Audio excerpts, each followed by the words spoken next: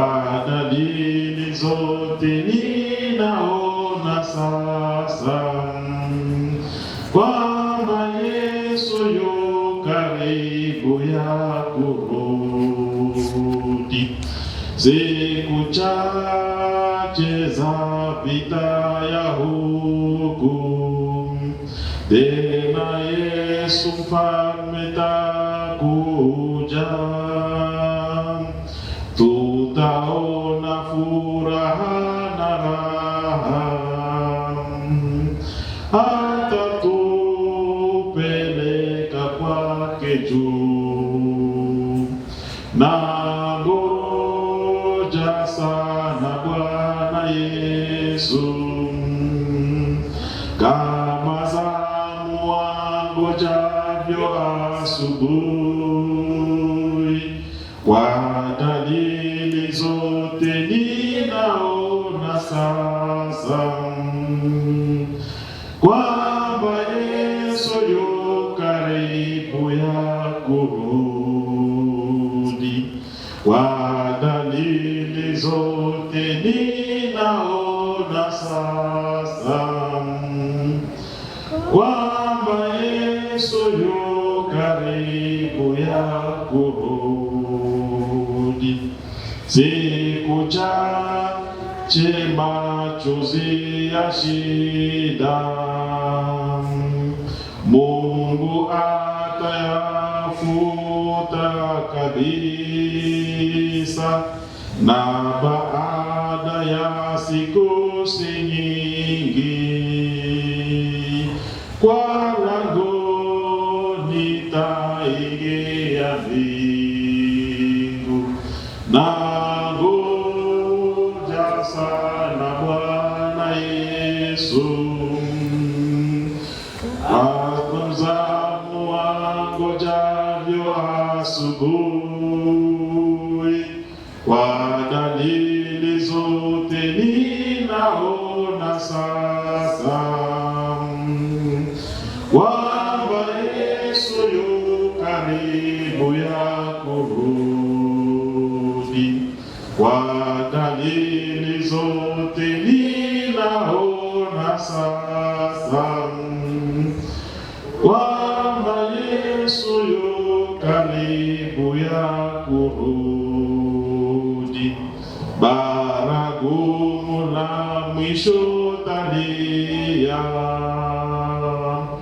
waaminifu watachukuliwa, wote wataingia mbinguni kukaa pamoja na Mwokozi. Nangoja sana Bwana Yesu, kama zamu wangojavyo asubuhi.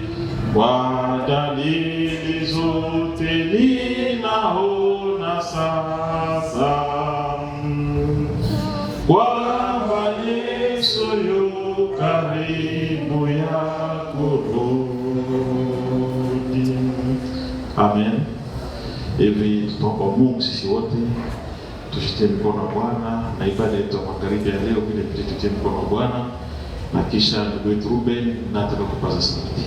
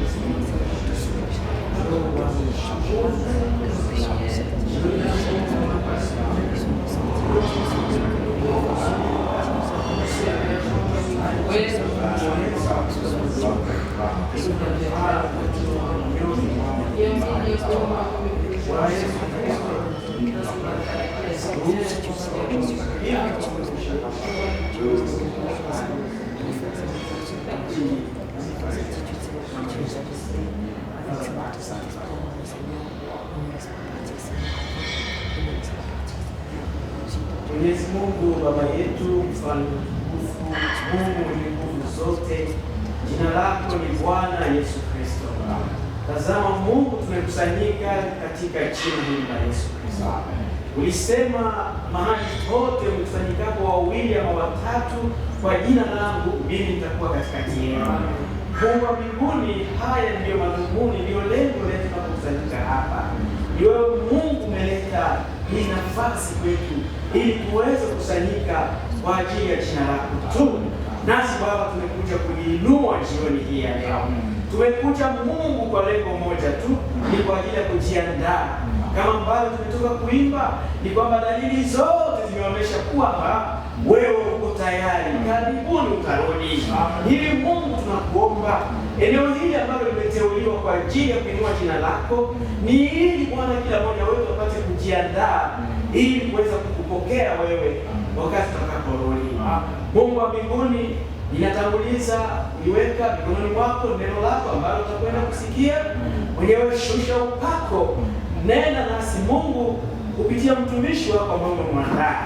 Naamini Mungu ya kwamba leo hii uliruhusu tuweze kusanyika ili kwamba mapenzi yako yaliyo makamilifu yadhihirike. Walete watoto wako Mungu wa mbinguni. Ulimwambia Paulo ya kwamba nina watu wangu ndani ya mji huu, na hivyo ukamtuma. Nasi Bwana umetuleta hapa si kwa bure. Mungu na mpango, na ulisema makusudi yako ni mazuri kwetu. Yadhihirishe basi Mungu kwa kila mmoja wetu. Waoneshe watoto wako, uwalete hapa, walioko njiani Mungu uwafikishe salama. Weka nia nzuri Mungu kwa watoto wako ambao tayari wamekwisha kuamini. Amsha, inua, chemsha yale yote ambayo wamekwisha kusikia na yale ambayo wamepokea, ili wapate kuendelea vizuri ndani ya safari ya kwenda mbinguni. Mungu wewe, tupokea ibada yetu hii chini ya damu, kwa jina la Yesu Kristo nimekuomba. Amen. Amen. Tunaweza keti. Bwana wetu Yesu Kristo apewe sifa. Leo tuko na mgeni mmoja, ni ndugu yetu anatoka Goma. Tutasimama hapo. Ndugu yetu anatoka pale Goma, ni mtoto wa pastor wa pale Mugunga, Pastor Baki. Anajua kusoma hapo. Amekala kule na kata, anataka kusanyika na sia hapa ndani. Basi Mungu akubariki atlete tu.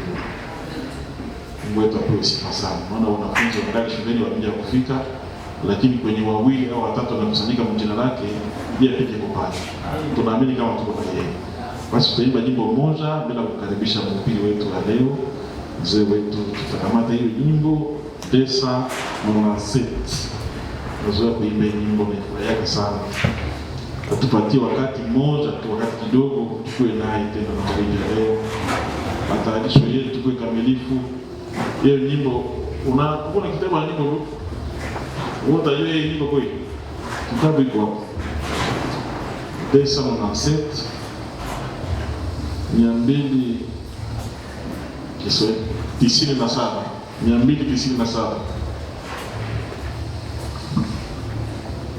Ni pesa pamoja nawe Yesu, nikichoka huku duniani, hata nikiona vita kali, wanistarehesha siku zote. Ni pesa pamoja nawe Yesu, kwani giza imo duniani, natamani kukukaribia, kusikia neno lako zuri, nipe pamoja nawe Yesu, katika jaribu na taabu, makimbilio yangu mema, katika hatari na ghasia, nipe pamoja nawe Yesu, kwani giza imo duniani, natamani kukukaribia, kusikia neno lako nzuri, nipe pamoja nawe Yesu, uliyechukua dhambi zangu, ninataka kueleza yote, kwani unanifahamu sana, nipe pamoja nawe Yesu, kwani giza imo duniani, natamani kukukaribia,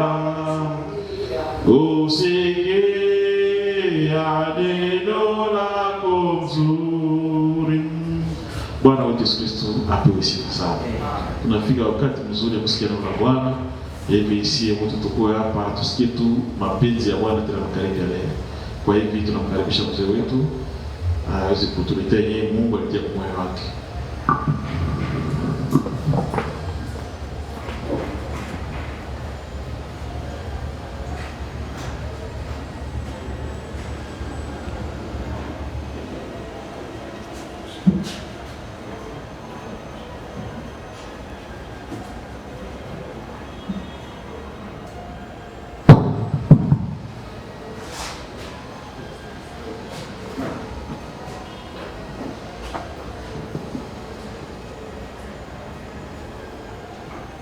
Je vous salue dans le précieux nom de Jésus-Christ, notre Sauveur. Ninawasalimu katika jina la thamani la Bwana wetu Yesu Kristo na Mwokozi wetu.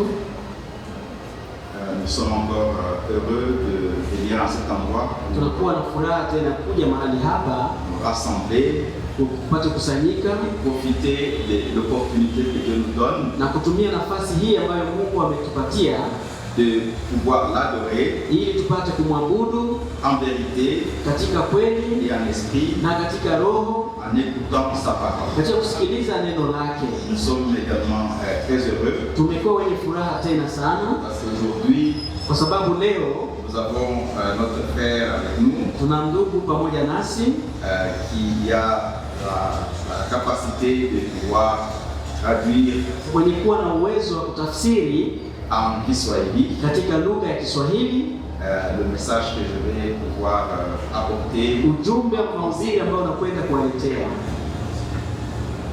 en français. katika lugha ya Kifaransa. Amen. Amen. Je suis très content. Nimefurahi sana. C'est vrai que, comme j'avais dit, j'essaye Ni kweli kwamba kama vile nilisema huwa najaribu de parler en Kiswahili. kusema lugha ya Kiswahili. J'ai compris que les frères et sœurs arrivent à me comprendre. Nilielewa kwamba ni kweli kwamba ndugu na dada walinielewa. Mais moi, je sais que comme je n'ai pas beaucoup l'habitude, Lakini mimi binafsi kwa vile sizoei kuhubiri katika lugha ya Kiswahili, je sens que c'est difficile. nikasikia kwamba ni ngumu sana kwangu. Amen. Amina. Alors, nous allons continuer un peu l'enseignement que nous avons commencé. Tutaendelea na mafundisho ambayo tulianza. Nous avons commencé avec un sujet que nous avons intitulé Tulianza na somo ama andiko linalosema le rôle de la parole de Dieu. kazi ya neno la Mungu. Et nous avons dit qu'après cela, Tukasema kisha hiyo, Dieu nous permettant, Mungu akiruhusu, nous parlerons également du rôle des messagers de Dieu. tutazungumzia ile kazi ya mjumbe wa Mungu ni nini. Amen. Amina. Pour le moment, nous allons nous attarder un peu à parler du rôle de la parole de Dieu. Kwa leo tutazungumzia kuhusu ile kazi ya neno la Mungu, Parce que nous savons que lorsque nous venons pour nous rassembler, kwa sababu wote tunafahamu wazi kwamba tumekuja ili tukusanyike. nous nous rassemblons pour écouter la parole de Dieu. Tunakusanyika kusudi tusikie neno la Mungu, Et nous avons à nous la foi que la parole de Dieu est une nourriture. na ndani yetu tunaamini kwamba neno la Mungu ni chakula cha roho. Et nous, c'est parce que nous croyons également que la parole dit que l'homme ne vivra pas seulement de la nourriture, Na pia tunaamini kwamba neno la Mungu lenyewe linasema mtu hataishi kwa chakula tu ama mkate tu, comme du pain, comme des bananes, comme des haricots, mkate, maharage, banana, mais l'homme vit de toute parole qui sort de la bouche de Dieu. lakini tunaamini kwamba mwanadamu anaishi kutokana na neno linalotoka kinywani mwa Mungu. C'est ce qui nous amène dans nos rassemblements. Na hii ndio inatufanya tukusanyike. Et nous savons également qu'il y a une communion entre le prédicateur et ceux qui écoutent. Na tunajua kwamba kuna ule ushirika kati ya mhubiri na wale wenye kusikiliza Mais mahubiri. nous ne venons pas pour le prédicateur. Lakini hatukusanyike hapa kwa ajili ya kuona mhubiri. Cette communion-là existe au travers de la parole de Dieu. Ushirika huo unafanyika wakati wa neno la Mungu linapohubiriwa. Ainsi, celui qui apporte la parole de Dieu, Hivi yule mwenye kuleta neno la Mungu il est obligé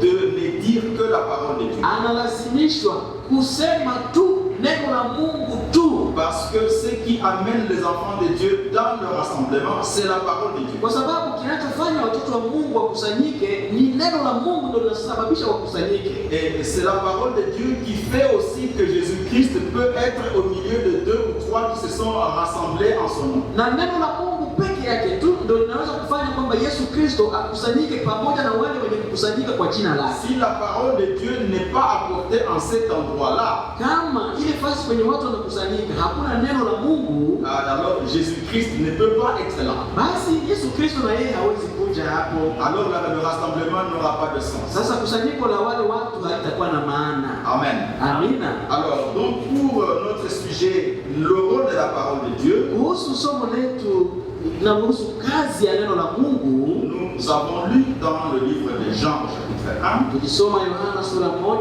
Nous lirons encore là-bas. tutaisoma tena Nous Yohana. avons également lu dans le livre de Genèse. Tukasoma pia kitabu cha Mwanzo, Et c'est là où nous avons mis le fondement pour le sujet dont nous parlons. na ni hapo tuliweka msingi ya mahubiri yetu Nous tunayozungumzia. allons nous mettre debout Tutasimama par respect pour la parole de Dieu. kwa kuheshimia neno la Nous Mungu. commençons dans le livre de Jean au chapitre 1. Tutaanza soma kitabu cha Yohana sura ya 1.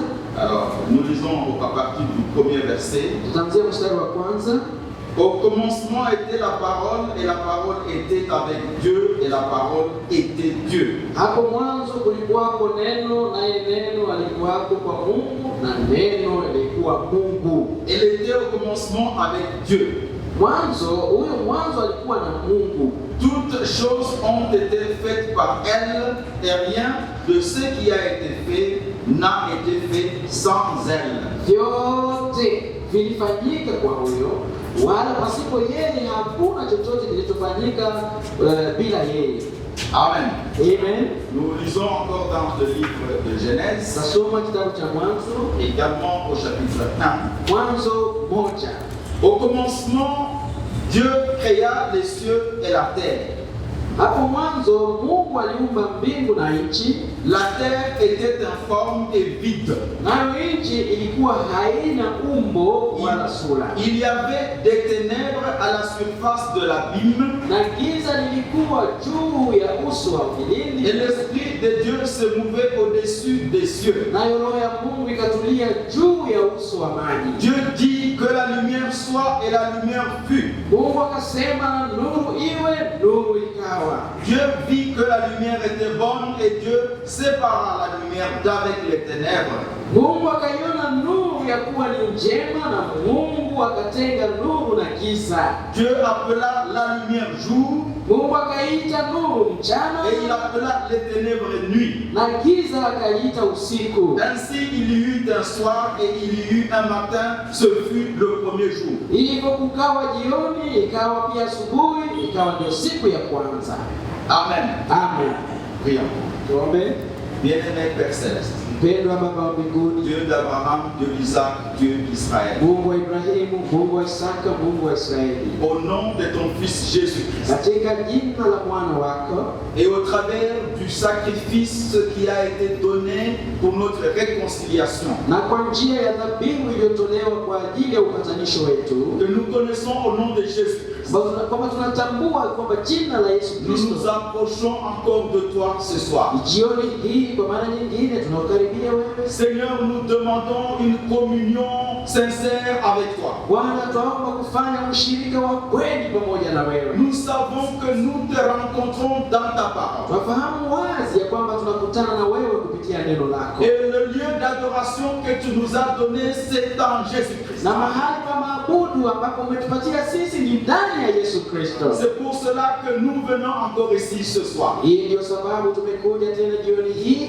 La seule chose que nous voulons, c'est ta parole. Jambo moja tunalolihitaji ni neno lako tu. Parce que ta parole est une nourriture pour nous. Kwa sababu neno lako ni chakula kwetu. Et nous en avons besoin, Seigneur. Nasi tunahitaji chakula, Bwana. Et ta parole est une lumière qui nous éclaire. Neno lako ni nuru inayotuangazia. Il y a beaucoup de ténèbres là dehors. Kuna giza nyingi huko nje. Et nous voulons marcher dans la lumière de Nasi ta parole. tunahitaji kutembea ndani ya nuru ya neno lako. Seigneur, donne-nous ta parole. Bwana, tupe neno lako. Nous en avons besoin, Seigneur. Tunahitaji, Et Bwana. lorsque nous communions avec toi, Mama, tutakapoingia katika kushiriki pamoja Seigneur, nous nawe. te demandons de nous regarder au travers du sang de Jésus. Bwana, tuomba ututazame chini ya damu ya Yesu Kristo. Ne regardez pas nos manquements. Usiangalie mapungufu yetu. Ne regardez pas nos péchés. Wala usitazame kuangalia Ne dhambi regardez zetu. pas nos faiblesses. Usiangalie madhaifu yetu. Ne regardez pas notre nature humaine. Usiangalie hali na tabia zetu za Tu as kibinadamu. voulu utiliser la race humaine Wewe ulitamani kutumia mwanadamu pour l'œuvre qui te glorifie. kwa ajili ya kazi yapata kutukuza wewe. Regarde-nous au travers du sang de Jésus. Bwana, tutazame kupitia damu ya Yesu Kristo. C'est le seul sang que tu as accepté. Ndiyo damu peke yake ambayo Et nous reconnaissons la valeur de ce sang, Seigneur. nasi tutambua thamani ya damu hiyo. Regarde-nous au travers de ce sang. Bwana, tutazame sasa kupitia damu Ainsi hiyo. nous serons acceptés devant tes yeux. Hivyo tutakubaliwa machoni pako. Ainsi nous serons réconciliés avec toi. Hivyo tutakuwa ni kupatanishwa na wewe. Ainsi nous pouvons communier avec toi. Hivyo tutaweza kushiriki pamoja na Nous le wewe. demandons avec foi. Twaiomba kwa Au imani nom de Jésus. katika jina la Yesu Kristo. Amen. Amen. Nous allons nous asseoir. Kaeni. Nous avons dit donc que le rôle de la parole de Dieu, Tumesema kwamba kazi ya neno la Mungu, lorsque nous lisons, c'est que lorsque nous avons lu cette parole dans Jean au chapitre 1, tuliposoma neno hili katika Yohana sura yake ya kwanza, nous voyons que le premier rôle qui ressort ici, c'est le rôle de la création. tumeona kazi ya kwanza hapa kwamba neno linaumba. Parce qu'au commencement était la parole. Kwa sababu hapo mwanzo kulikuwako neno. Et la Bible dit que la parole était Dieu. Biblia inasema neno alikuwa ni Mungu. Et toutes choses ont été faites par elle. Na vitu vyote viliumbwa nalo. Lorsqu'on parle du commencement, Wanapozungumzia mwanzo, on voit la création. hapo unaposema mwanzo unaona mara moja maumbile, kuumba. Parce que nous avons lu qu'il y avait un premier jour. Kwa sababu tumeona ukawa siku ya kwanza. Quand nous continuons de lire, Unapoendelea nous kusoma voyons qu'il y avait aussi un deuxième jour. utakuta kulikuwako na siku ya Il y pili, eut un troisième jour. ukawa siku ya tatu, Il y eut un septième jour. ukawa Un septième jour. siku ya saba, Et le septième jour, Dieu se reposa. na siku ya saba Biblia inasema Mungu akapumzika. Lorsqu'on parle du commencement, Hapo anapozungumza kwamba mwanzo ce n'est pas ulikuwa, le commencement de Dieu. sio ati ndio mwanzo wa Mungu ndio Parce Mungu que Dieu anaanza. n'a pas de Kwa commencement. sababu Mungu hana mwanzo, Comme aussi il n'a pas de fin. kama vile Mungu hana mwisho. Mais quand on parle de commencement, Wanaposema mwanzo, c'est-à-dire lorsque le temps a commencé. ni kwamba ni wakati nyakati zilianza. Lorsqu'on parle de lundi et de samedi, Wanaposema Jumatatu na il y Jumamosi, a un moment où cela a commencé. yani kuna siku ambayo hiyo Monday na Saturday zilianza. Lorsqu'on parle de 1er de janvier et de décembre, Wanaposema January na December,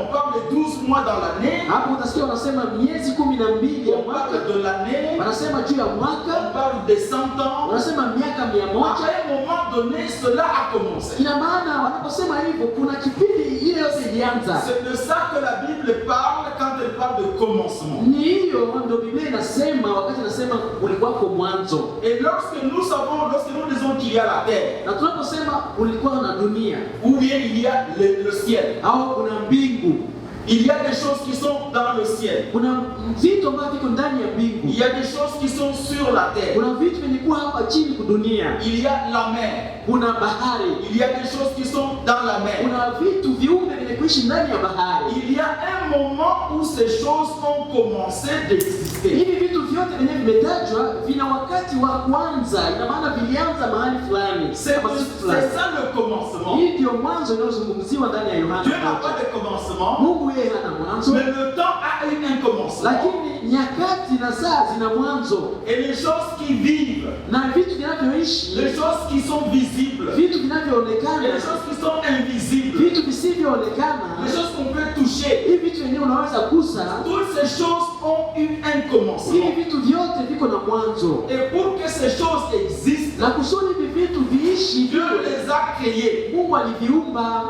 Amen. Amen. Dieu a créé ces choses. Mungu aliumba hivi vitu vyote. Maintenant, la Bible nous montre comment cette création a eu lieu. Sasa hapa Mungu, hapa neno natuonesha namna gani Mungu alianzisha maumbile yake. La Bible montre que Dieu appelait à l'existence les choses et les choses existaient. Biblia inasema Mungu akasema hiki kitu kiwe na kikawa. Dieu dit que la lumière soit, Mungu akasema nuru iwe et la lumière fut. na nuru ikawa.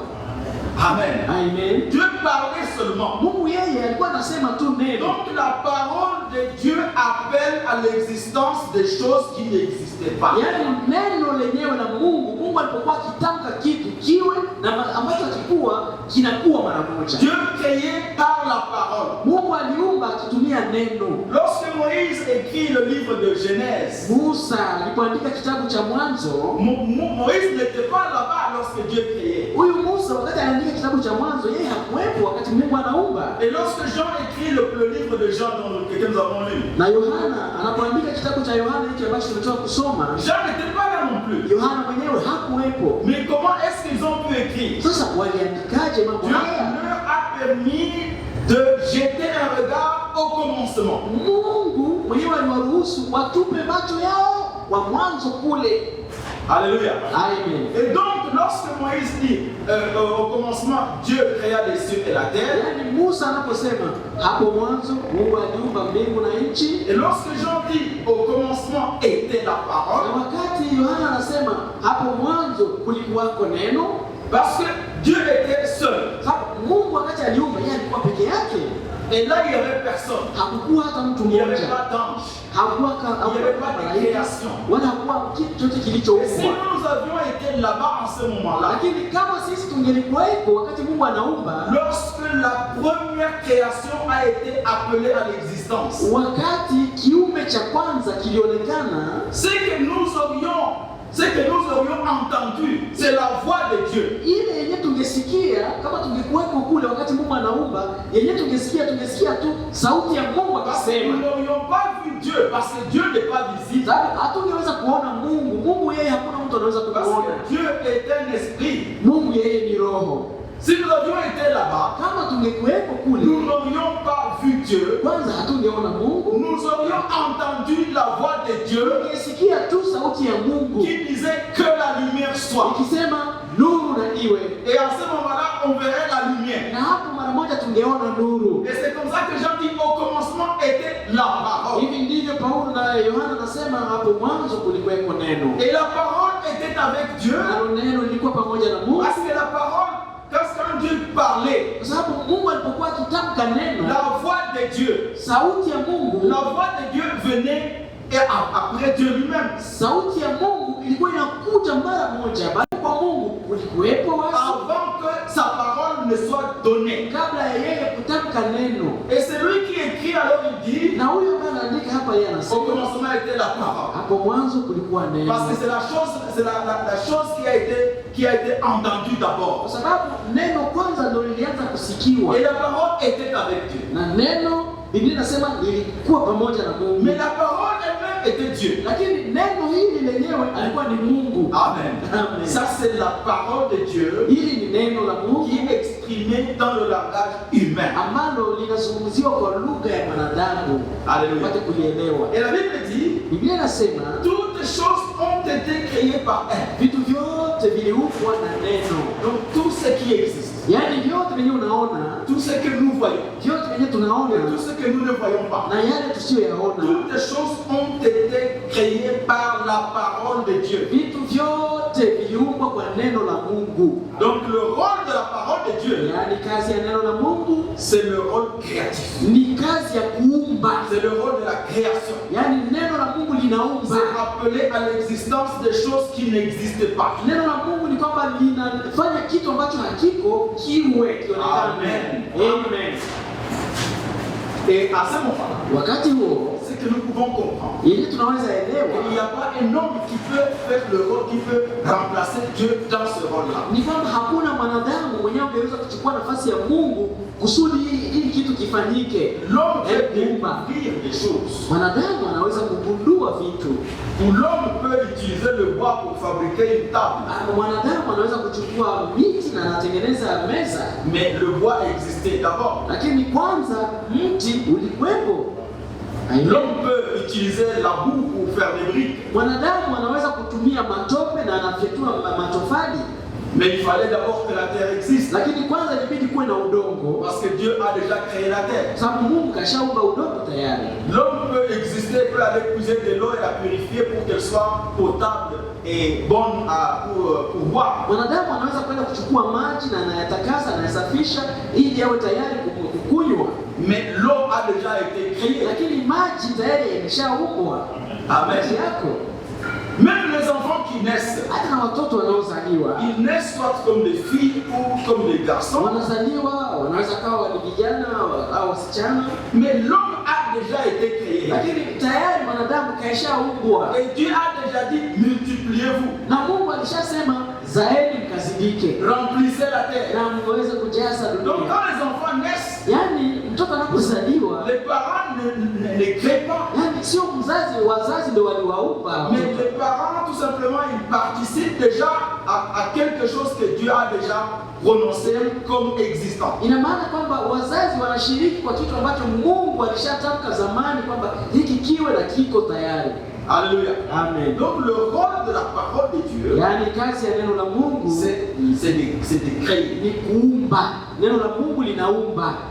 Amen. Amen. Et lorsque nous lisons dans le livre de Genèse, Na tunaposoma kitabu cha il y Mwanzo, a quelque chose que j'aimerais que nous puissions remarquer aussi hapo kuna kitu ambacho nataka kituone au verset 2.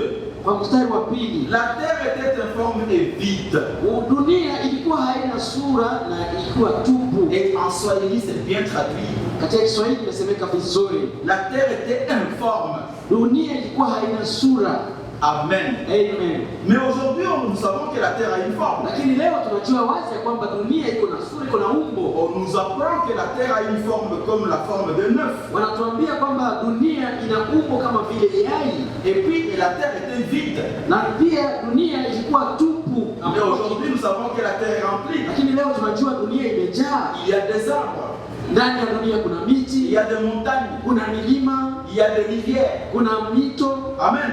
Amen. Alors nous voyons ici encore le rôle de la parole de Dieu. Pia tena hapa tumeona kazi ya neno la Mungu Pour que la terre puisse avoir une forme, kusudi hii dunia yenyewe ikuwa na umbo au sura yote iwe na umbo au il sura. fallait encore alors l'action de Dieu. ilibidi Mungu atende. Et l'action de Dieu ici, Na tendo la Mungu hapa c'est que la parole de Dieu transforme. ni kwamba neno la Mungu linabadilisha. Aha. Elle transforme. Linabadilisha. Elle change. Neno la Mungu Elle linabadilisha. donne une forme. Linapatia kitu chenye hakina umbo ama sura kinakuwa na sura. Alléluia. Amen. Et lorsque nous lisons dans le livre de Jean, Tunaposoma kitabu cha je Yohana, voudrais que nous puissions encore lire quelque chose. nataka tusome pale kitu Je fulani. suis vraiment intéressé, je pense vous aussi, par la concordance qu'il y a entre les Écritures. Hapa nimevutwa sana, nadhani nyinyi wenyewe mmeona kwamba maandiko yanaenda yanaingiana yenyewe kwa yenyewe.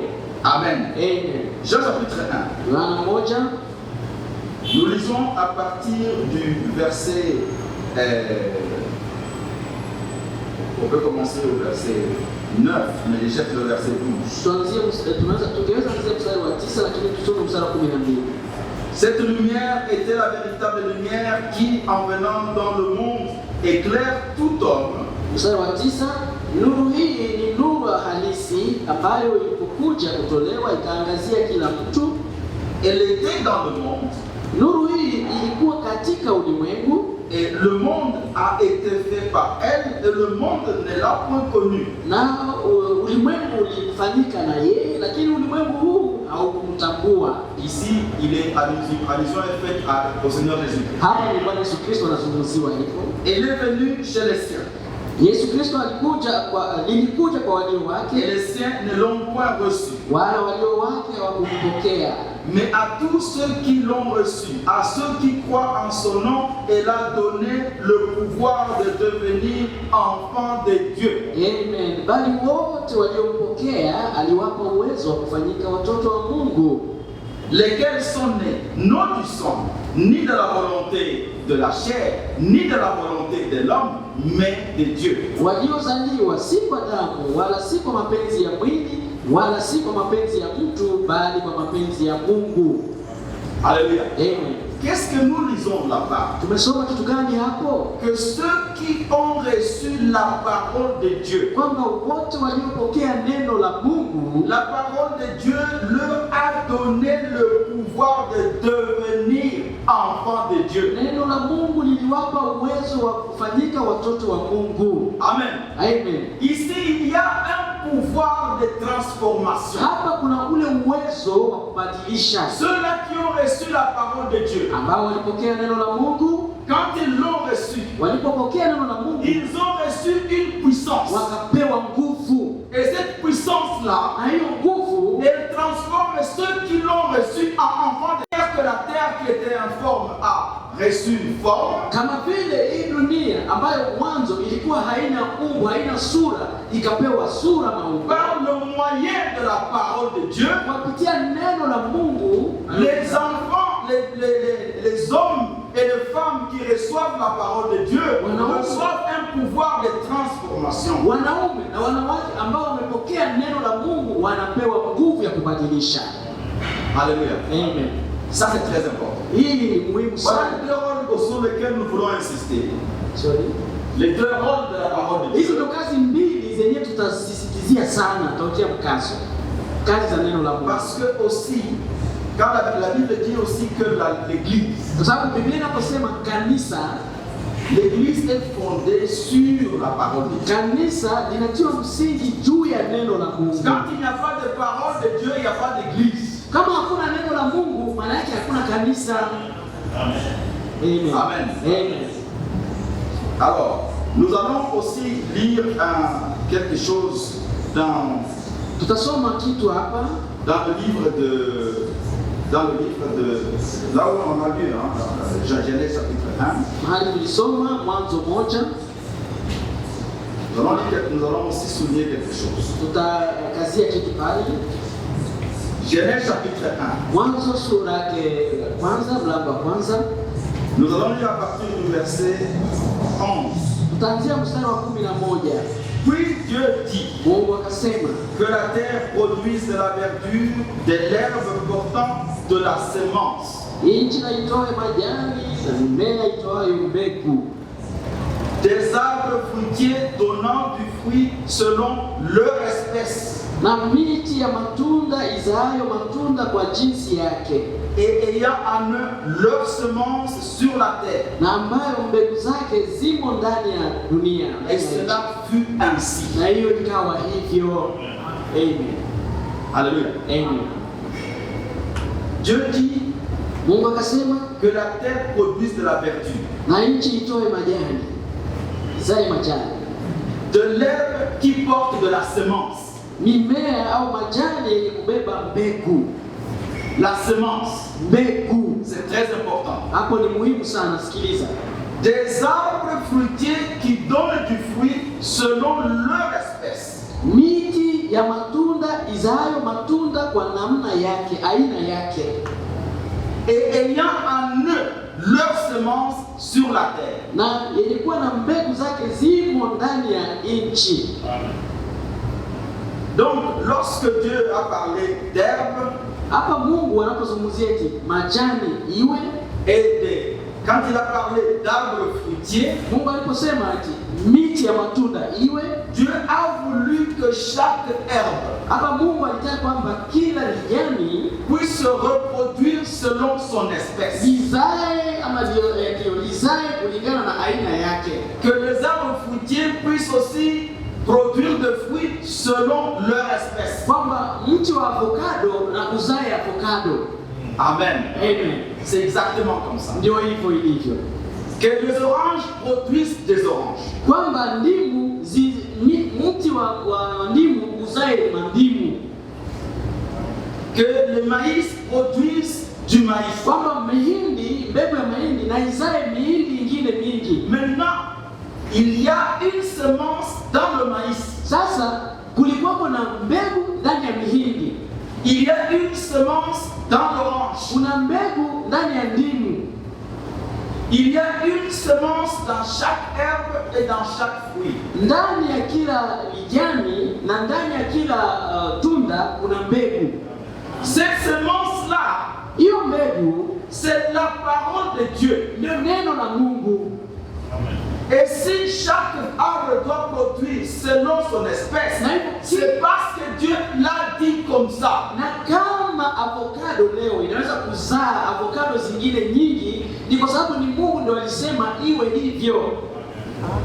Amen. Amen. Ce que Dieu a dit au sujet des arbres et des herbes, Kile ambacho Mungu alisema kuhusu majani na miti, que là-dedans il y avait une semence, kwamba humo ndani ya hizo kuna mbegu, et que chaque arbre devrait produire selon son na espèce. kwamba kila mti ungepaswa kuzaa kulingana na aina yake, Parce que dans l'arbre il y a une kwa semence. sababu ndani ya mti kuko mbegu. La même chose s'applique aussi à d'autres créatures. Jambo hilo hilo linafanyika pia kwa viumbe vingine, Parce que l'homme doit produire, disons, la race humaine doit produire la race humaine. kwa sababu mwanadamu lazima azae mwanadamu. Amen. Amen. Le lion doit aussi produire selon son espèce. Simba na yeye lazima azae kulingana na aina yake. L'éléphant doit produire aussi selon son espèce. Tembo na yeye pia lazima azae tembo mwingine kulingana na aina yake. La poule doit produire selon son espèce. Kuku lazima azae kuku kulingana na aina yake. Chaque animal doit produire selon son espèce. Kila mnyama lazima azae kulingana na aina yake. Pourquoi les choses sont-elles comme cela? Kwa nini vitu ama viumbe viko hivyo? C'est parce que Dieu a parlé. Ni kwa sababu Mungu alisema Quand neno, il a parlé na Mungu aliposema neno dans sa parole ndani ya neno la au Mungu sujet du lion, kuhusu simba, il y avait la semence du lion. kulikuwa tayari mbegu ya Dans la simba. parole de Dieu au sujet du serpent, Ndani ya neno la Mungu kuhusu il nyoka, y avait la semence de Dieu pour le serpent. kulikuwa mbegu ya Mungu ndani ya nyoka. Dans la parole de Dieu concernant les arbres fruitiers, Katika neno la Mungu kuhusu ile miti ya matunda, il y avait la semence de Dieu. kulikuwepo na mbegu ya Mungu. Parce que dans la parole de Dieu, il y a la semence de Dieu. Sababu ndani ya neno la Mungu ndani muko mbegu ya Mungu. Amen. Amen. Disons au sujet de l'homme. Tusome kuhusu mwanadamu. Quand Dieu a créé l'homme, Wakati ambapo Mungu alimuumba vous allez voir mtu, vous allez voir quelque chose. Hapo mtaona kitu fulani. La fois passée, je disais ici, Siku iliyopita niliwaambia hapa que nous sommes une petite assemblée kwamba ici. sisi hapa leo ni kusanyiko dogo. Nous sommes en train de commencer. Ndio kwanza tuko mwanzo wa kuanza kusanyiko.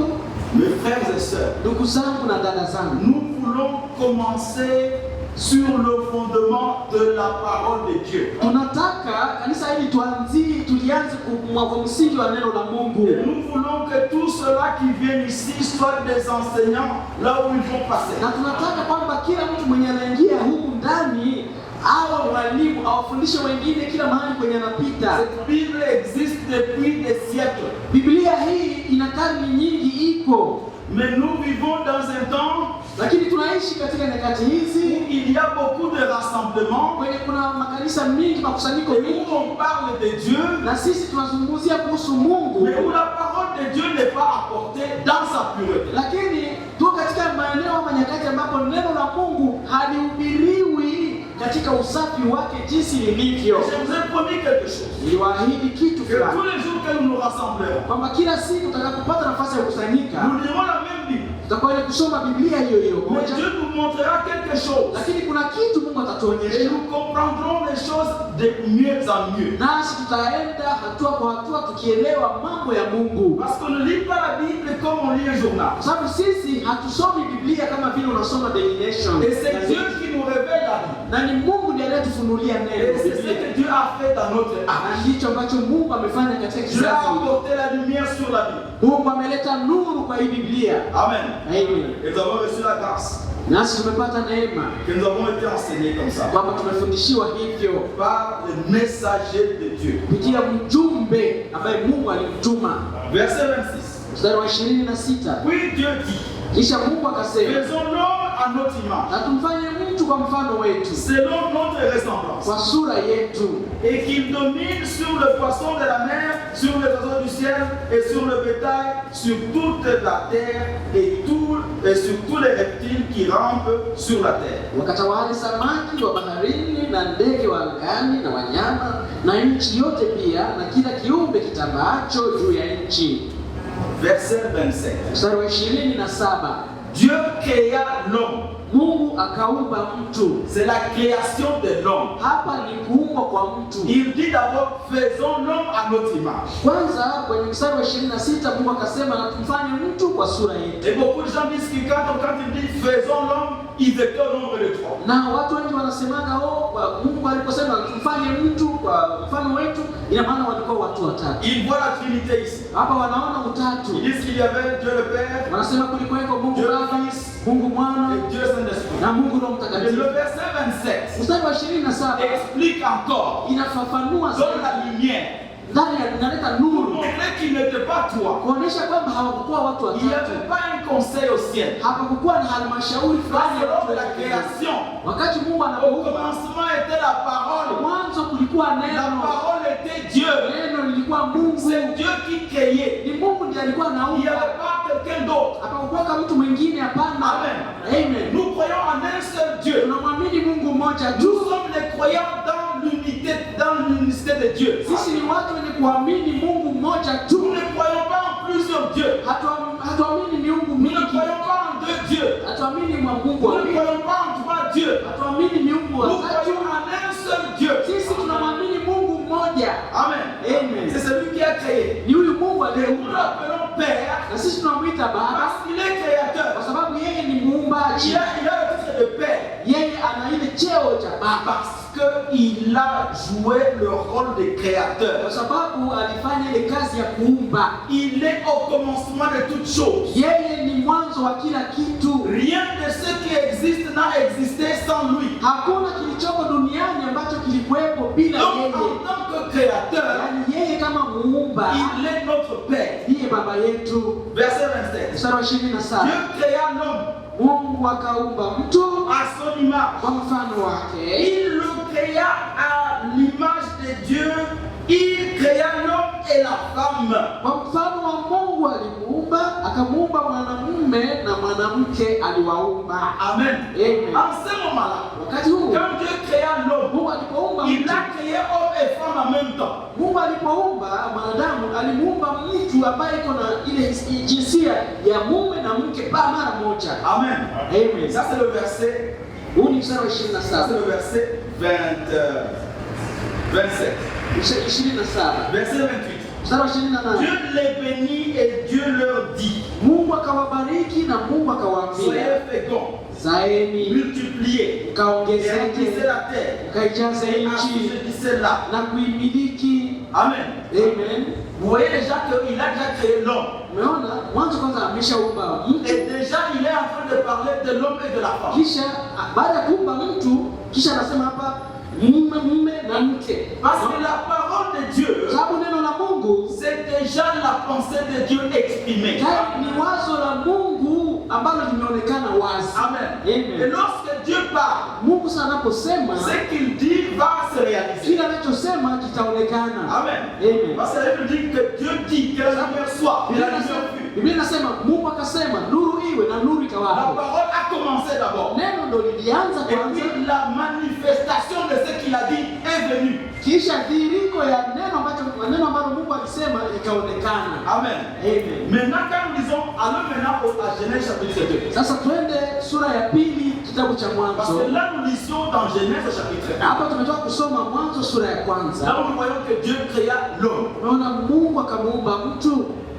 Et il le créa homme et femme. akamuumba mtu mwenye kuwa na jinsia Et mbili. il dit à l'homme et à la femme, soyez féconds. Kisha akamwambia huyu mume na mke, akamwambia Lisons maintenant Genèse chapitre 2. sasa tusome Mwanzo Nous sura ya pili. continuons de lire. Tunaendelea na usomi. Amen. Amen. Verset 7. Mstari wa 7, 2 mstari wa 7. L'Éternel Dieu Bwana Mungu forma l'homme de la poussière de la terre. akamfanya mtu kwa mavumbi ya ardhi. Amen. Amen. L'Éternel forma l'homme de la poussière de la terre. Bwana Mungu akamfanya mtu kwa mavumbi ya ardhi. Il souffla dans ses narines un souffle de vie et l'homme devint une âme vivante. Akampulizia puani pumzi ya uhai na mtu akawa nafsi hai. Je ne sais pas si nous comprenons ça. Sijui kama mmeelewa hapa. Dans Genèse chapitre 1, Ndani ya Mwanzo mlango wa kwanza 26, 27, 28, 26, 27, nous voyons que 28. Dieu créa l'homme. Tumeona kwamba hapa Mungu akaumba mtu, Et déjà nous voyons qu'il y a l'homme et la femme. na huyu mtu tumeona kwamba ni mtu mmoja, Et lakini la parole de Dieu les a déjà bénis na neno la Mungu tayari limeshawabariki pour qu'ils puissent devenir féconds. ili wapate kuzaa, Et il leur donne la mission de remplir la terre. kisha akawapa kazi ya kujaza dunia. Mais dans chapitre 2, Lakini ndani ya mlango wa pili wa Mwanzo, l'homme qui a été créé, huyu mtu mmoja ambaye Dieu lui forme un corps. Mungu akamtengenezea mwili. Parce que l'Éternel Dieu forma l'homme de la poussière de la terre. Sababu Biblia inasema Bwana Mungu akamfanya mtu kutoka mavumbi ya ardhi. Donc il a formé un corps à l'homme. Yaani alitengenezea huyu mwanamume, huyu mtu akamtengenezea mwili. Alléluia. Amen. Quand nous continuons de lire, Ukiendelea kusoma parce que chini, là nous sommes au verset 7. hapa tuko kwenye mstari wa 7 wa Quand mlango wa nous pili. lisons au verset 18, Tusome sasa mstari wa 18. nous voyons que Dieu il continue encore à travailler, il continue à faire quelque chose. Tutaona kwamba Mungu anaendelea tena kufanya kazi, anaendelea kuumba. Verset 18. Kwa mstari wa 18, L'Éternel Dieu dit, Bwana Mungu akasema, il n'est pas bon que l'homme soit seul. si vema huyu mtu awe peke Je yake. lui ferai une aide semblable à lui. Nitamfanyia msaidizi wa kufanana La naye. femme avait déjà été créée. Ona, huyu La femme avait déjà été créée. huyu mwanamke alikuwa ameshaumbwa.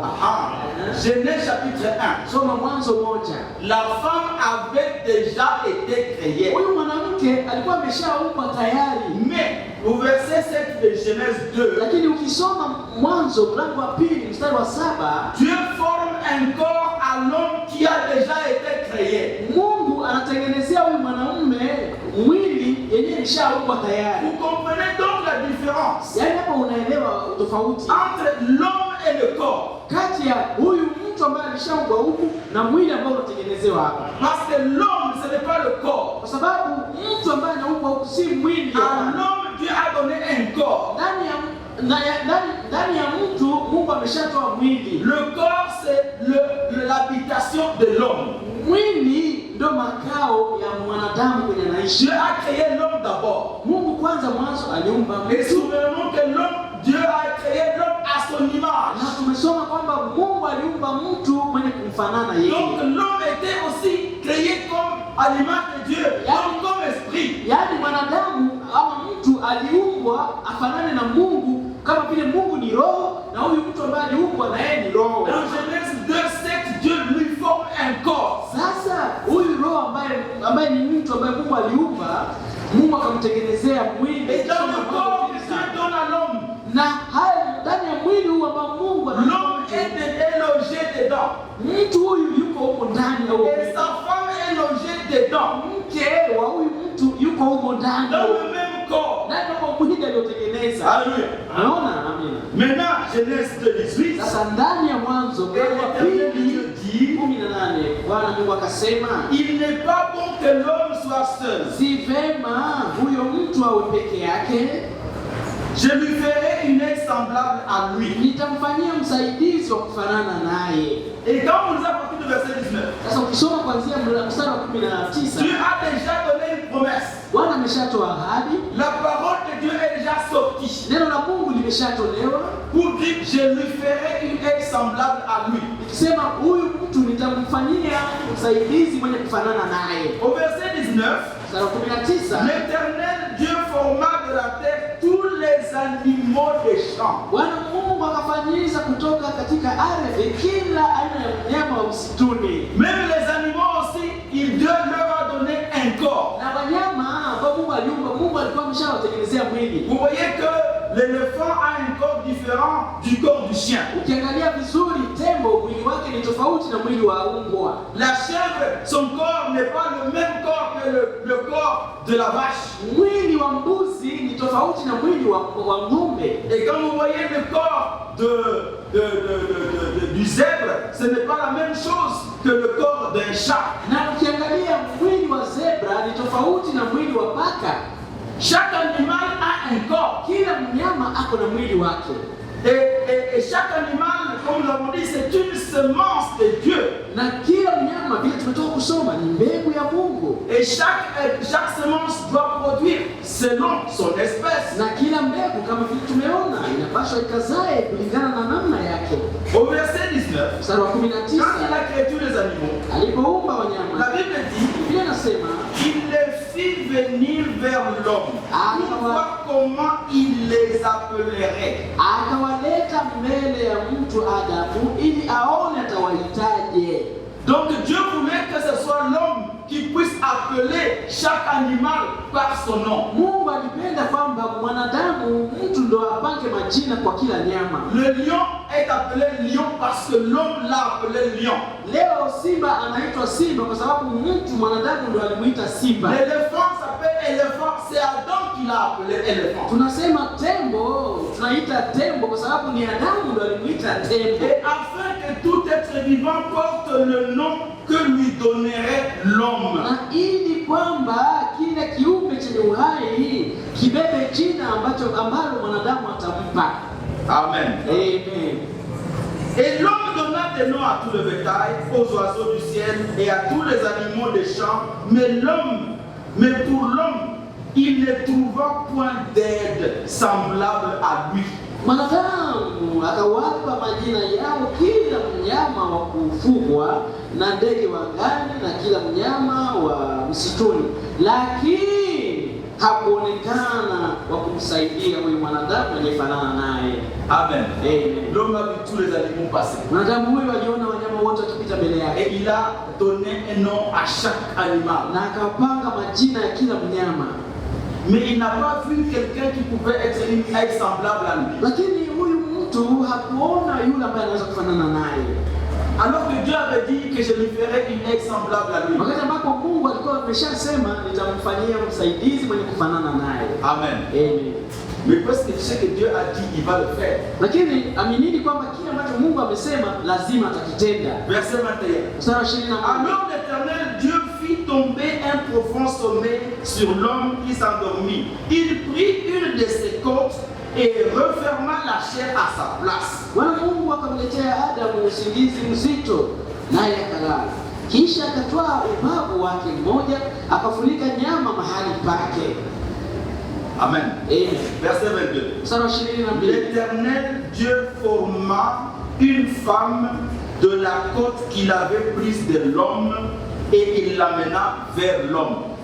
Na huo ubavu aliotwaa katika mwanadamu, Bwana Mungu akaufanya mwanamke, akamleta kwa mwanadamu. Umeona, kwanza kule mwanzo mwanamke alikuwa ameshaumbwa katika Mwanzo sura ya kwanza. Mais c'est ici que Dieu lui forme un corps. Lakini hapa sasa ndio Mungu anamtengenezea mwanamke ambaye ameshaumbwa. Pour former un corps à la femme, il a pris une côte de l'homme. Na ili atengeneze ili amlete mwanamke, amtengeneze mwanamke, alichukua ubavu kutoka huyu mwanamume. Et pour donner un corps à l'homme, Dieu avait pris de la poussière de la terre. Na ili kumpa mwanadamu mwili, Mungu alichukua ardhi, alichukua udongo. Amen. Amen. Ces choses, quand nous les lisons dans le livre de Genèse, hivi vitu unapovisoma katika kitabu cha Mwanzo, il y a des gens qui peuvent dire bon, ça c'est dans le livre de ça c'est dans l'Ancien Testament. Utasikia mtu anakuja na kuambia haya ni mambo ya Agano la Kale. Quand nous lisons, on lit maintenant dans le livre dans le Nouveau Testament. Sasa mtu anakuambia haya ni mambo ya Agano la Kale, nenda sasa usome Agano Jipya. Lisons dans 1 Corinthiens. Tusome Wakorintho wa kwanza au chapitre 15. Wakorintho wa kwanza sura ya 15. L'intelligence que Dieu a donnée à Paul. Mtaona akili na hekima ambayo Mungu alimpatia Paulo. Pour qu'il puisse comprendre ce que Dieu avait déjà fait dans le jardin d'Éden. Ili apate kufikia kuelewa kile ambacho Mungu amefanya katika bustani ya Edeni. 1 Corinthiens 15. Wakorintho wa kwanza mlango wa 15. Nous pouvons lire à partir du verset 36. Tuanzie aya ya 36. C'est là on va trouver quelque chose que nous voulons bien comprendre. Hapo ndio tutapata kitu ambacho tutaelewa vizuri. 36. 36. Ce que tu sèmes ne reprend point vie s'il ne meurt. 36. Ewe mpumbavu, uipandayo haiishi isipokuwa imekufa. Et ce que tu sèmes, ce n'est pas le corps qui naîtra, c'est un simple grain de blé peut-être ou d'une autre semence. Na hii uipandayo upandi mwili ule utakao kuwa, ila ni chembe tupu tu, ikiwa ni ya ngano na nyingineyo. Puis Dieu lui donne un corps comme il lui plaît. Kisha Mungu akaipatia mwili kama vile Mungu anavyopenda yeye. Et à chaque semence il donne un corps qui lui est propre. Na kwa kila mbegu Mungu anaipatia mwili wake. Amen. Amen. Chaque semence, kila mbegu, Dieu donne un corps qui lui est propre. Kwa kila mbegu Mungu anaipatia mwili yenyewe yake kabisa. La semence du lion, mbegu ya simba, Dieu lui donne un corps qui lui est propre. Mungu anaifanyia mwili ya simba.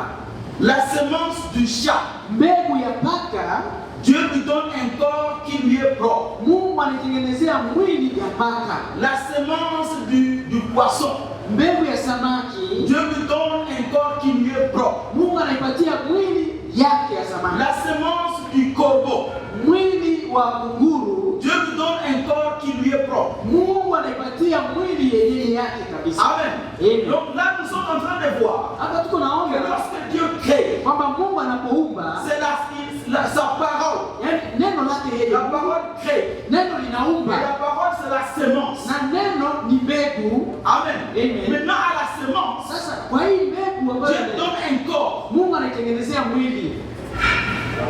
Sijui unaelewa. Amen. Dieu donne un corps à la semence. Mungu kwa kila mbegu anaifanyia mwili. Verset 39. Mstari wa 39. Toute chair n'est pas la même. Tena kila nyama haifanani. Mais autre est la chair des hommes, autre est la chair des quadrupèdes, autre la chair des oiseaux, autre la chair des poissons. Nyingine ni nyama ya wanadamu, nyingine ni nyama ya hayawani, nyingine ni nyama ya ndege, nyingine ni nyama ya samaki. Alléluia. Amen. Donc, je suis en train d'insister là-dessus. Hapa niko na kazia hapa pour que nous puissions voir kusudi tufikie kuelewa na la kuona parole de Dieu, kwamba toka neno la Mungu c'est la sémence. nataka tuone na tuelewe kwamba neno la Mungu ni mbegu. Amen. Amen. Et lorsque la semence a été semée, Mbegu inapokuwa imepandwa, la semence produit selon son espèce. hiyo mbegu inazaa kulingana na aina yake. Lorsque tu sèmes un maïs, Unapokwenda kupanda mbegu ya mahindi, vous voyez que le maïs a un corps. tunaona mbegu ya mahindi inakuwa na mwili. C'est différent du riz. Ni tofauti na mbegu ya mchele. Le riz a aussi un corps. Mchele na yenyewe ina mwili wake. Quand tu plantes le riz, Unapokwenda kupanda mbegu ya dans mchele, le riz, il y a une semence. ndani ya mchele kuna mbegu humo Et ndani. cette semence-là, Sasa ile mbegu c'est la parole de Dieu ndio neno la Mungu qui a dit que le riz va produire le riz. yenyewe ilisema kwamba mchele itazaa mchele ingine. Alléluia. Amen. Lorsqu'un enfant naît, Mtoto anapozaliwa, quand un homme et une femme se marient, wakati mume na mke wanaoana pamoja, la parole de Dieu dit, neno la Mungu linasema soyez féconds, muwe wenye kuzaa, multipliez-vous. zaeni na ongezekeni. Amen. Amen. De ce couple-là va naître un enfant. Kutoka huyu mume na mke watakapoana watazaa mtoto. Lorsque la maman porte une grossesse, Mama anapochukua ujauzito, c'est la parole de Dieu qui est dedans. hili linakuwa ni neno la Mungu ndio liko ndani ya tumbo lake. Et lorsque l'enfant va naître, Mtoto atakapozaliwa on va l'appeler Jean. watamuita Yohana. Mais Jean, c'est la semence. Lakini huyu John ni mbegu Et Dieu lui a formé un corps. yenye Mungu sasa ametengenezea mwili. Amen. Alléluia. Amen.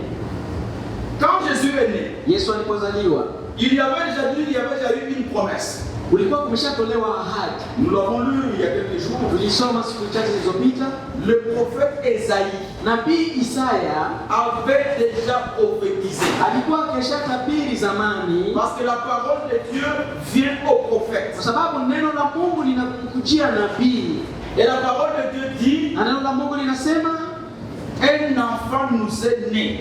mtoto amezaliwa kwetu, Un fils nous est donné. mwana ametolewa kwetu. Jean 9, verset 6. Yohana 9 mstari wa 6. Un fils nous est donné. Mtoto amezaliwa kwetu. Ça, c'est la parole de Dieu. Tumepewa mtoto, hili ni neno la Mungu. C'est la semence de Dieu. Ni mbegu ya Mungu. On l'appellera Huyu mtoto ataitwa Père éternel, Baba wa milele, Dieu puissant, Mungu mwenye nguvu, Prince de la paix, Mfalme wa amani, conseiller. mshauri. Amen. Amen. C'était la parole de Dieu. Ilikuwa ni neno la Mungu.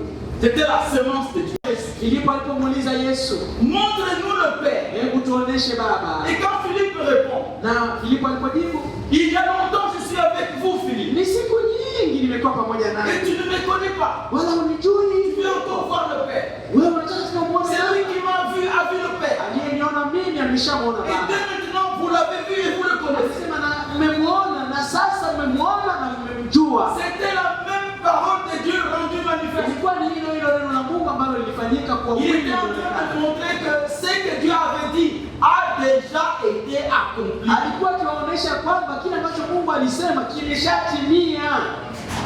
Amen. Amen. Donc quand nous disons que la parole de Dieu, le rôle de la parole de Dieu c'est de créer, c'est comme ça. Yaani tunaposema kwamba kazi ya neno la Mungu ni kuumba, ni hivi ndivyo Nous Mungu anafanya. pouvons nous promener dans les Écritures, dans l'Ancien Testament Tunaweza kutembea katika maandiko matakatifu kuanzia kitabu cha Mwanzo, Agano la Kale, et dans le Nouveau na Testament. kisha tunakuja hadi Agano Jipya. Nous allons voir que la parole de Dieu crée. Tutaona wazi ya kwamba neno la Mungu linaumba. Et seule la parole de Dieu crée. Neno la Mungu peke yake ndilo linaumba. Alléluia. Amen. Le deuxième rôle, Kazi ya pili ya c'est neno le rôle de la transformation. ni nguvu ya kubadilisha. Alléluia. Amen. Alors, je vais prendre quelques minutes Nitachukua dakika chache pour parler un peu de la transformation. tuzungumzie kuhusu neno linalobadilisha.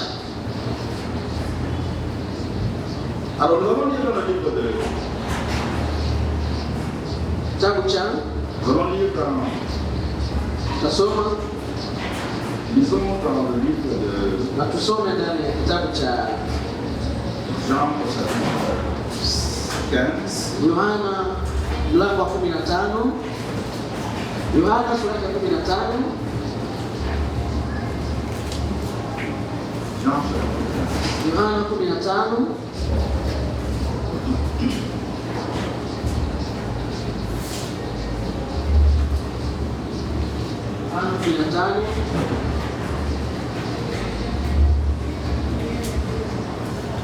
Nous lisons au verset. Nous allons le verset 3. Tuanzie mstari wa 3. Tusome mstari wa 3.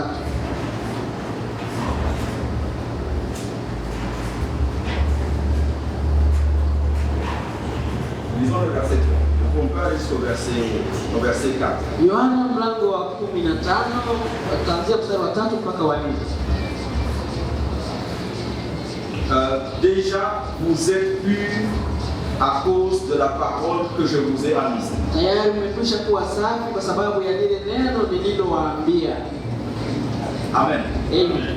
Amen. C'est Jésus qui parle à ses disciples. Yesu ndiye anawaambia wanafunzi wake. Vous êtes déjà purs Mmekwisha kuwa safi à cause de la parole que je vous ai kwa annoncée. sababu ya neno nililowaambia. Les pensées de l'homme ne peuvent pas purifier. Mawazo ya mwanadamu hayawezi kusafisha mtu. Comme la parole de l'homme ne peut pas créer. Kama vile neno la mtu, neno la mwanadamu haliwezi kama kuumba. Qui a déjà créé quelque chose? Ni mwanadamu ndiye ameshaumba kitu. Les hommes peuvent découvrir. Wanadamu ama mwanadamu yeye anaweza kuvumbua kitu. Anavumbua, anadiscover. Amen. Amen. Mais il n'y a pas quelqu'un qui peut créer quelque chose. Lakini hakuna mwanadamu ambaye anaweza kuumba kitu. Dieu a créé toutes choses en 6 jours. Mungu aliumba vitu vyote kwa muda wa siku 6. Les choses qui sont au ciel, Hivyo vitu vilivyoko qui sont mbinguni, sur la terre, vilivyoko chini ya dunia, le diamant qui est dans le sol, almasi ambayo iko ndani ya udongo, l'or qui est dans le sol, dhahabu ambayo iko ndani ya ardhi udongo, le fer qui est dans le sol. chuma ambayo iko ndani ya dunia udongo. Les hommes d'affaires peuvent se battre pour l'or et le diamant. C'est déjà créé. Wafanyabiashara wanaweza pigana, wanavutana ili wapate dhahabu au almasi, imeshaumbwa Et tayari. les gens vont aller creuser pour chercher ça. Na watu wanaweza kwenda kuchimba udongo ili wapate hiyo dhahabu. Et lorsqu'ils ont trouvé ça, ils peuvent essayer de fabriquer quelque chose avec.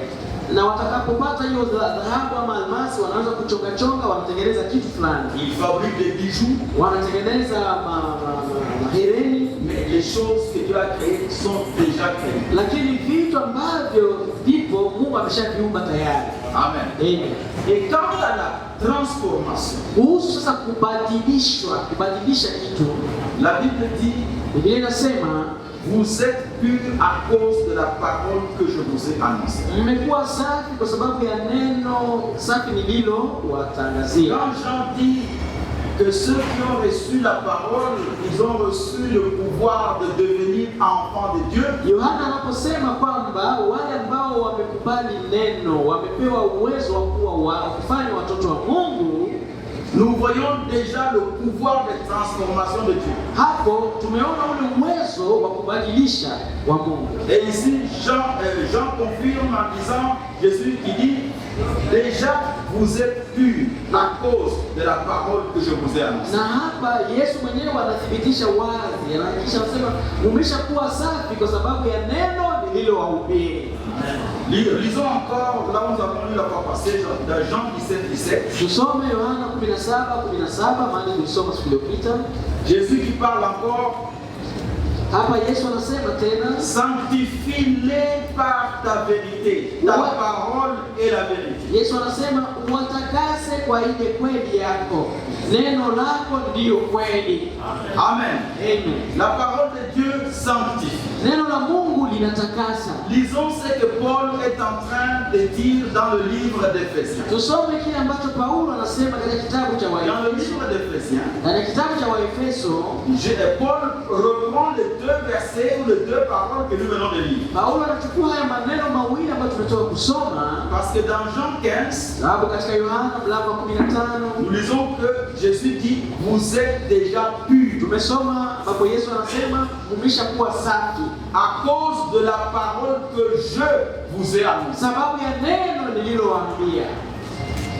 Jean 17, Yohana mlango wa 17 mstari wa 17 sanctifie-les par ta vérité. nasema uwatakase kwa ile kweli, Ta parole est la vérité. neno lako ni kweli. Dans Éphésiens au chapitre 5, Katika Waefeso mlango wa 5, lorsque Paul est en train de parler de l'église, Paulo anapozungumza kuhusu kanisa, et il montre comment l'église est en train d'être préparée pour devenir l'épouse de Christ. anaonesha namna gani kanisa limekuwa likiandaliwa ili liwe bibi harusi wa Kristo.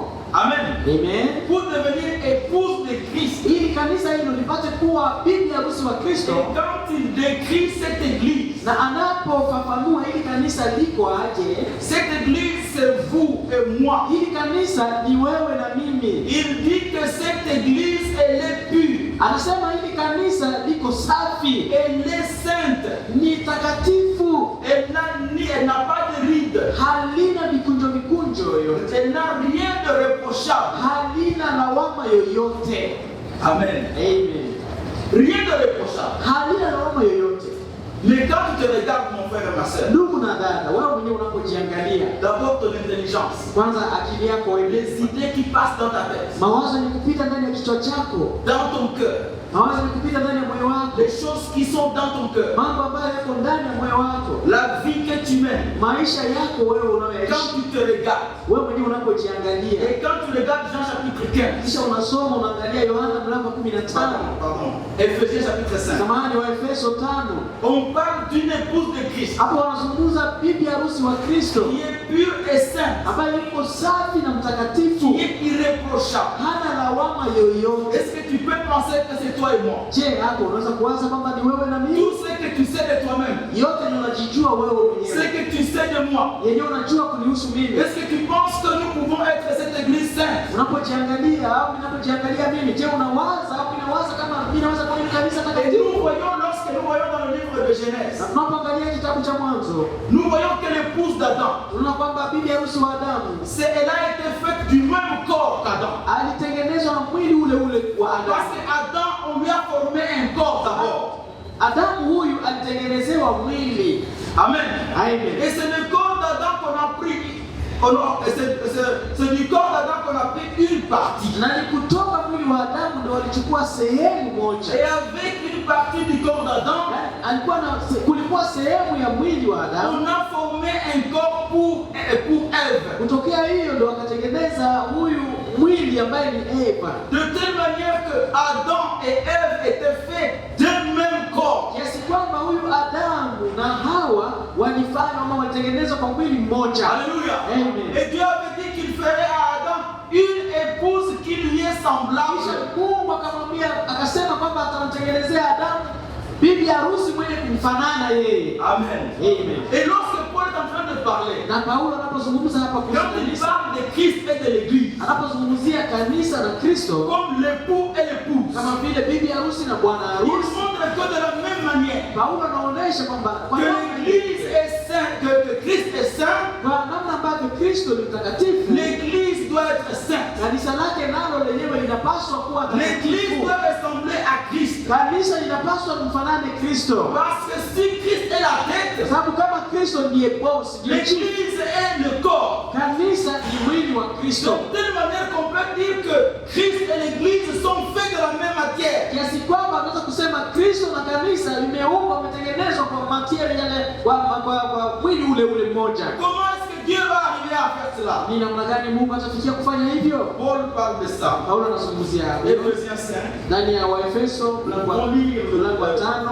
Nous pouvons lire à partir du verset 25. Tuanzie mstari wa On 25. voit comment Christ se prépare cette église. Tuone namna gani Kristo anatengenezea hilo kanisa na kuliandaa. Lisons partir du verset 24. Tuanzie mstari wa 24. Or, de même que l'église est soumise à Christ, les femmes aussi doivent l'être à leur mari en toutes choses. Lakini kama vile kanisa lilivyomtii Yesu Kristo, vivyo hivyo wake nao wawatii waume zao katika kila jambo. Marie, que chacun aime sa femme comme Christ a aimé l'église et s'est livré lui-même pour elle.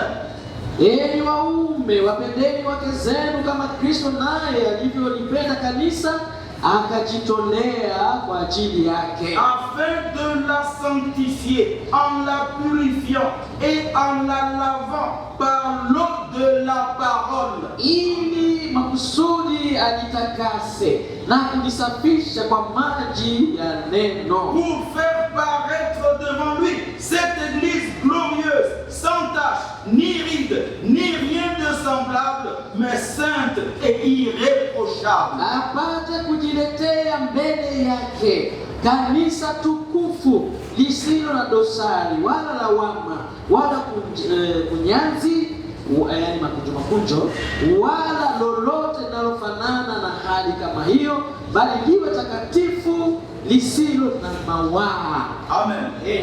Comment l'église devient-elle sainte? Kanisa litakuwaje takatifu, Irréprochable, bila lawama, sans ride. bila vikunjo makunyanzi? La Bible dit Biblia inasema que Christ s'est donné lui-même. na Kristo alijitoa mwenyewe. Yeye mwenyewe alijitoa. Parce que nous avons dit la fois passée que l'amour est sacrificiel. Kwa sababu siku iliyopita tulisema kwamba upendo ni upendo wa kujitolea.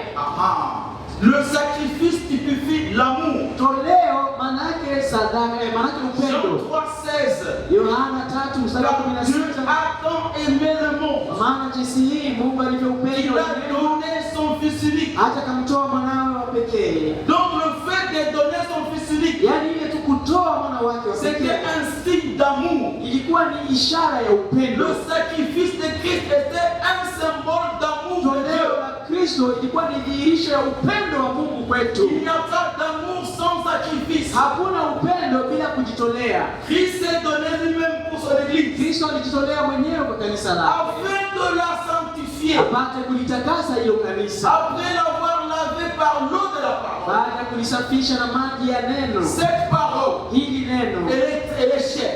lina nguvu. La parole de Dieu est chère. Hili neno lina thamani kubwa. Amen. Amen.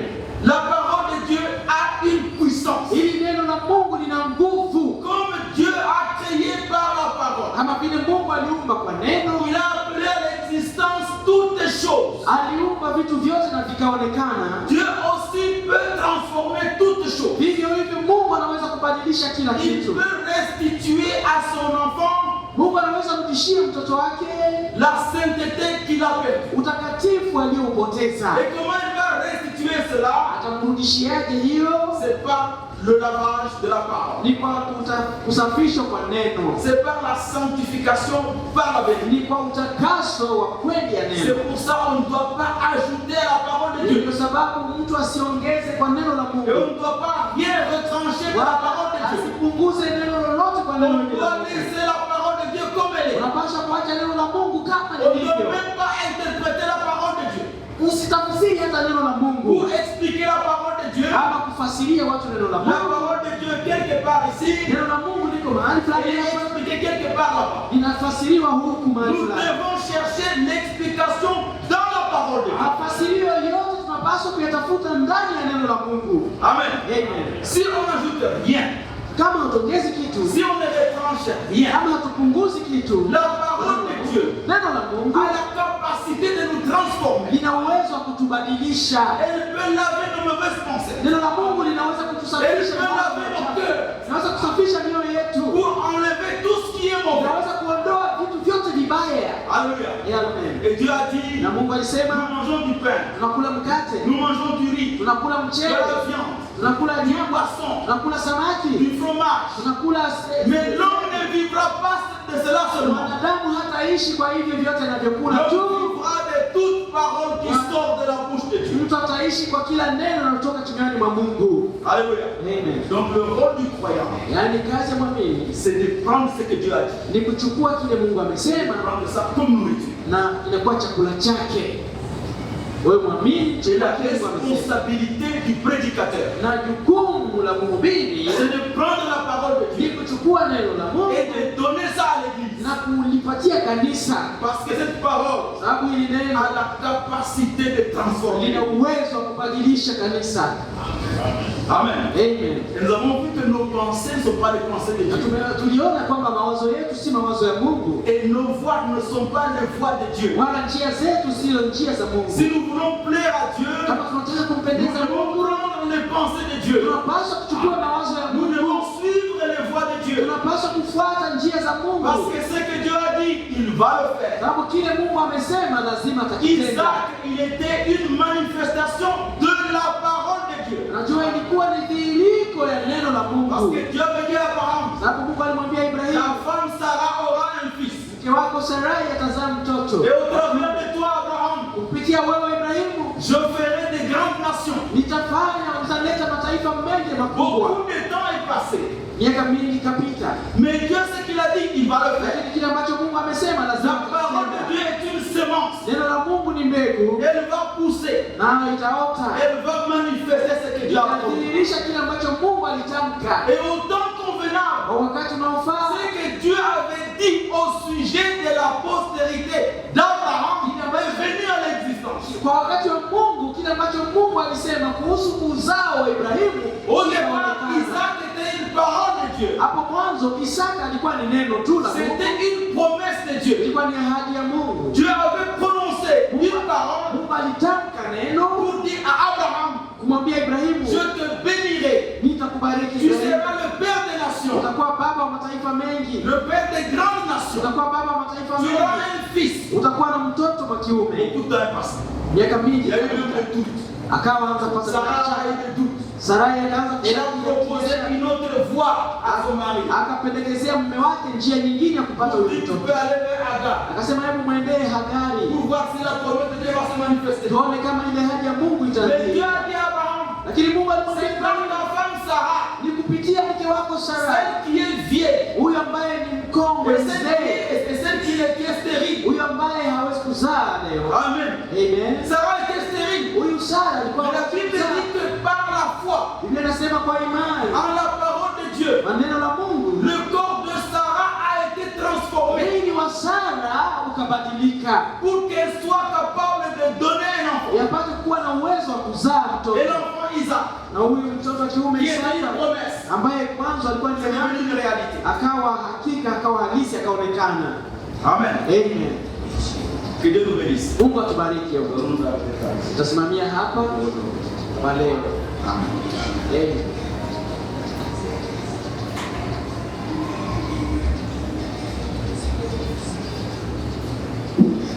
Bwana wa Yesu Kristo apewe sifa. Tunashukuru Mungu na nyimbo moja sana. Sikia neno nzuri sana kwa leo. Acha kushukuru Mungu na nyimbo moja. Iko nyimbo nonante nyimbo za wokovu. 91 Nonante nyimbo za wokovu. 91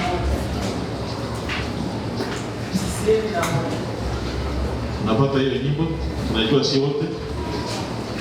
Yesu jina hili jema lichukue siku zote, lina raha na faraja, lichukue uenda ako jina kubwa, jina zuri la matumaini yetu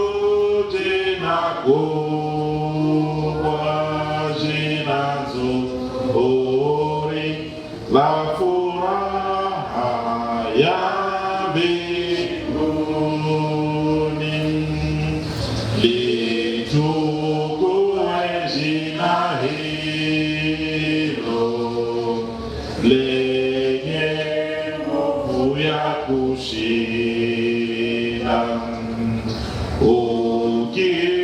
ukijaribiwa huku taja jina lake Yesu, jina kubwa, jina zuri la matumaini yetu, jina kubwa, jina zuri la furaha ya mbinguni. Yesu, jina njema mno la tutia shangwe kubwa, ni makimbilio yetu, ngome msaada pia, jina kubwa, jina zuri la matumaini yetu, jina kubwa, jina zuri la furaha ya mbinguni.